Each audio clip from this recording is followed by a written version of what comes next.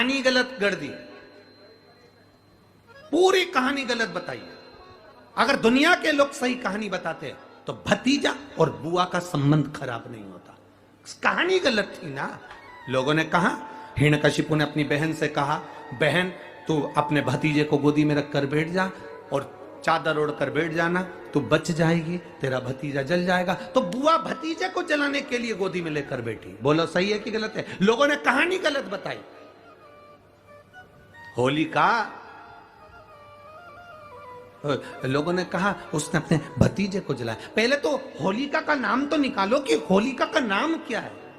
कथा वालों ने कह दिया हिरण्यकशिपु की बहन थी होलिका, वो अपने भतीजी प्रहलाद को गोदी में लेकर बैठ गई। वो प्रहलाद को हाथी के पांव के नीचे डाला, खोलते तेल में डाला, अग्नि में डाला, इसमें डाला, उसमें डाला, नहीं मरा। आखिरी में अपनी बहन से कहा होलिका तो अपने भतीजे को गोदी में लेकर बैठ जा। पहले उस होलिका का असली नाम तो लाओ, जिस होलिका का नाम विष्णु पुराण में डूंडा लिखा है।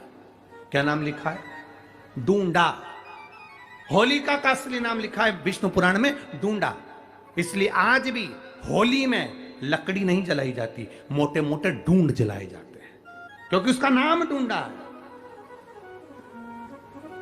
और डूंडा बैठी अग्नि में, भतीजे को गोदी में लेकर बैठ गई। उसके पास में एक ब्रह्मा जी की चादर थी, जिसको ओढ़ कर बैठ जाती थी तो आगी में जल नहीं सकती थी। डूंडा ने देखा चारों तरफ से आगी लग गई, मेरा भतीजा जल जाएगा। तो बुआ को लगा मेरा भतीजा जल जाएगा। बुआ वो होती है जो दुआ देती है, बुआ कभी बद्दुआ नहीं देती है। और डूंडा ने अपनी चादर को उतारा, आगी चारों तरफ से लग गई। बुआ को लगा मेरा भतीजा जल जाएगा, तो अपनी चादर उतार कर अपने भतीजे पे डाल दी और बुआ खुद जल गई, पर अपने भतीजे को नहीं जलने दिया। ये कथा है, पर लोगों ने उसको पूरी पलट दिया, पूरा पलट दिया। बुआ कब जलाई अपने भतीजे को? आप में से इतनी सारी बुआ बैठी हैं, कभी अपने भतीजे को अपशब्द कहा? कभी अपने भतीजे को श्राप दिया? कभी अपने भतीजे को बद्दुआ दी? नहीं। जब भी बोलती हो मेरा भतीजा खूब फले फूले, भगवान कृपा करे मेरे भाई जैसा नाम कमाए, मेरा भैया कितना नाम कमाता वैसा मेरा भतीजा नाम कमाए, तो भतीजे को चाहिए जब बुआ घर में आए तो अपने मम्मी पापा से कहना, पापा मम्मी 2 साड़ी देना, क्योंकि अब मेरी नौकरी लग गई है, मैं कमाने लगा हूं, मैं कमा रहा हूं, इसलिए मम्मी एक काम करना, 1 साड़ी पापा देंगे अपनी बहन को और 1 मैं दूंगा अपनी बुआ को। तो मम्मी कहेगी तू अपनी बहन को देना, बुआ को क्यों दे रहा है? तो कह देना अगर आज मैं दूंगा तो उसके भी भतीजे उसको देंगे। यह हमारे यहां क्रम चालू होना चाहिए।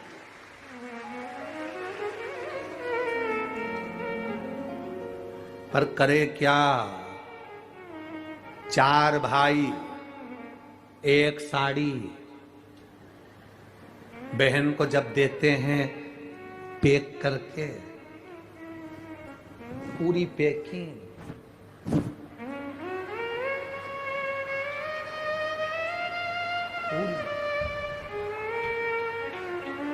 अच्छी बढ़िया वाली साड़ी। अगर ढीली ढीली दिखे तो उसमें कपड़ा भी फंसा दे, काका है जोड़ और पैकिंग करके। और 4 भाई 1 साड़ी, चारों भाई राखी बंधवाने के बाद ऐसे हाथ लगा के देते हैं जैसे पूरे पुणे की प्रॉपर्टी दे रहे हो, पूरे पुणे की। किसी ने पूछा कि क्यों रे चारों भाइयों ने मिलके 1 साड़ी दी? अभी हम एक ही तो घर में रहते हैं, सब एक हैं। तो एक काम करा करो, 1 थाली खाने की लगाओ, 1 भाई खाना खाए, बाकी के सब टच करके बैठ जाओ। एक ही जगह तो रह रहे हो, एक ही थाली में काम। तुम्हारे टच करने से 4 भाई का 1 साड़ी में हिस्सा हो गया, तो तुम्हारा समोसा तुम खाओ, बाकी के 3 भाई टच करके बैठे, पेट नहीं भरा है। अपने को क्या करना, अपन तो अपनी साड़ी ओढ़ो दादा।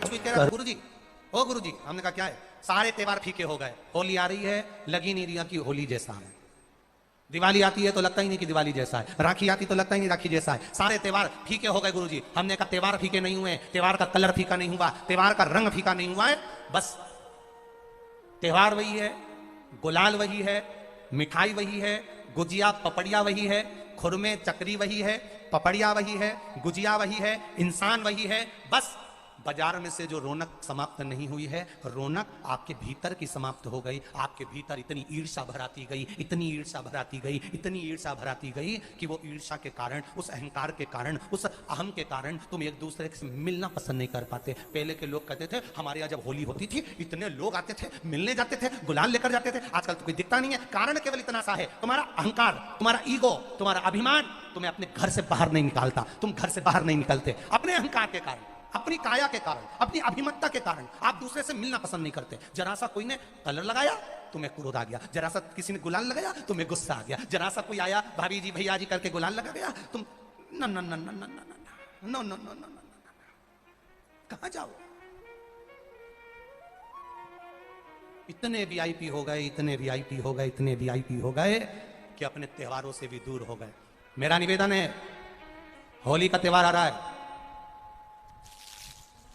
उस फागुन के त्योहार में मेरा देवादिदेव महादेव माता पार्वती के साथ होली खेलता है, मेरा कृष्ण कन्हैया राधा रानी के साथ होली खेलता है। आप भी अपने इष्ट मित्रों के साथ होली खेलिए और दिल से खेलिए। हमारे सीहोर में, सीहोर जिले में एक होली होती थी। उस होली का नाम हमने पिछली बार बदल दिया था। कौन सी होली करती थी? महादेव की होली। पिछली बार हमारे सीहोर जिले में हमेशा होती आई थी वो होली, थोड़ा उसका नाम हमने चेंज कर दिया था तो उसको महादेव की होली कर दिया था। मेरे सीहोर जिले के रहने वाले सभी रहवासियों से, जिले भर के निवासियों से निवेदन करना चाहूंगा,